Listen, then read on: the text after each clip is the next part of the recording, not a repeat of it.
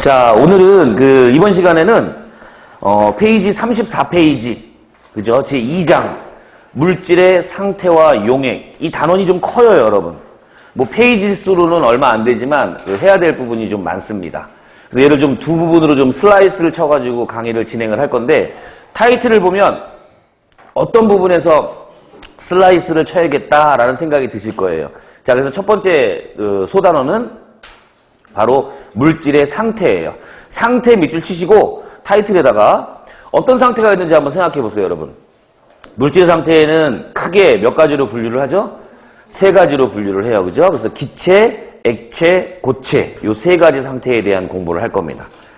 그리고 두 번째 소단원이 뭐냐면 용액이에요. 용액. 그죠? 용액이란 말을 한번 잘 생각해 보고 들어가 볼게요. 용액이 뭐냐면요.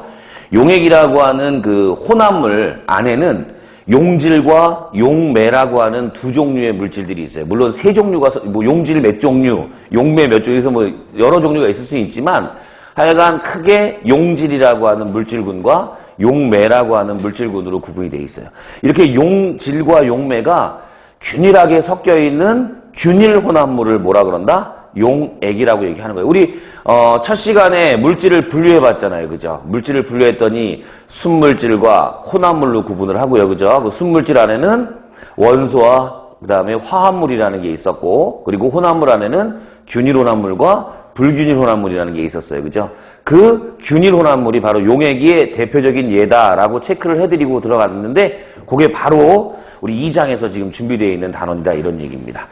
자, 일단 타이틀을 보고 이런 이 2장에는 어떤 내용들이 있겠구나라는 거 좀 점검을 한 다음에 하나하나 들어가 볼게요. 먼저 물질의 상태부터요.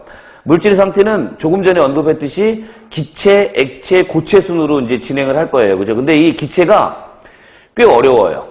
그래서 지금 먼저 칠판에다 조금 전반적인 내용을 좀 필기를 좀 하고 그 다음에 내용 하나하나 좀 들어가려고 합니다. 자, 먼저 기체부터 한번 보죠. 자, 칠판 이쪽으로 와서, 자, 기체. 단어는 기체인데, 기체에 관한 법칙이라고, 기체에 관한 법칙을 정리하면서 기체 부분을 정리해 나갈 거예요. 자, 기체에 관한 법칙은 몇 가지가 있죠, 여러분? 7가지가 있어요, 7가지. 그죠? 기체에 관한 법칙 7가지. 자, 첫 번째, 무슨 법칙이 있어요? 보일의 법칙이라는 게 있어요. 우리 중학교 때 좀 들어봤던 거예요. 보일의 법칙. 그 다음에 두 번째가 뭐죠? 잘했어요. 샤를의 법칙이라는 게 있어요. 샤를의 법칙. 세 번째는요, 보일, 샤를의 법칙. 요건 좀 생소한 용어기도 해요. 우리 학생들이 보일, 샤를의 법칙이 있었나? 근데 보일의 법칙하고 샤를의 법칙을 같이 통합해서 표현한 게 보일, 샤를의 법칙이다라고 생각하시면 돼요. 그 다음에 네 번째가 뭐죠? 아보가드로 법칙이라는 게 있어요. 아보가드로의 법칙. 자꾸 사람 이름들이 나오죠, 그죠? 보일도 사람이고, 그 다음에 샤를도 그렇고, 아보가드로도 그렇고, 그죠? 그 다음에, 자, 이 네 가지 법칙을 모두 총망라한 게 바로 뭐다? 이상기체 상태방정식이라는 게 있어요. 우리, 매회 문제에 출제되는 게 바로 이 이상기체 상태방정식이죠. 그리고 이 네 개의 법칙을 총 아울러가지고 이상기체 상태방정식을 유도해냈기 때문에 우리는 사실 얘만 알고 있어도 어떻다? 크게 문제 푸는 데는 지장은 없어요. 그래서 제가 노란색 분필로 하는 이유가 뭐냐면 결과적으로 PV는 NRT만 알고 있으면 돼요. 그런데 이 PV는 NRT라는 걸 강의를 막 하다 보니까 항상 느끼는 게 뭐냐면 공식을 모르는 학생은 없어요. 근데 문제가 나오면 어떻게 적용해야 되는지를 모르는 게 이 기체에 관련된 문제예요. 왜냐하면 자, P가 뭐죠? 압력. 그 다음에 V는요? 부피. N은요? 몰수. 그죠? 몰수. 그 다음에 R은요? 기체 상수. 얼마예요? 0.082. 모르는 학생이 거의 없을 정도로 T는요?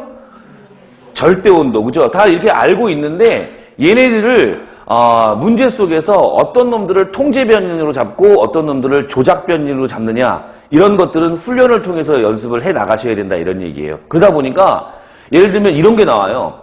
강철구에서 실험을 할 거야. 강철구. 강철구에서 실험을 하면 여러분 뭐가 일정한 거예요? 그렇죠. 부피가 일정한 거예요. 근데 그냥 문제에서 강철구라는 말이 나와. 그러면 부피가 뭐 1리터짜리 강철구 이렇게 나오면요. 그럼 부피가 픽스되어 있는 거예요. 근데 그 문제 속에서 강철구가 뭘 의미하는지를 어떤 제약 조건이 있는지를 전혀 캐치를 못하고 변수로 남겨놔요. V를 변수로 남겨놓으면 나중에 구할 수가 있어요, 없어요? 지금 변수가 지금 5가지가 있죠, 그죠? 저 중에서 우리는 항상 익숙한 게 뭐냐면 Y는 AX 플러스 B 이런 그 1차 함수 꼴이 되게 익숙하잖아요, 그죠? 그래서 Y 값 딱 집어넣으면 X 값 딱 튀어나오는 거 이런 거에 되게 익숙한데, 근데 여기도 마찬가지로 변수를 최대한으로 줄여나가는 것이 이 이상기체 상태 방정식의 가장 키포인트가 되는데 우리 학생들은 거기에 되게 미흡하다. 그래서 앞으로는 문제 풀 때 어떤 그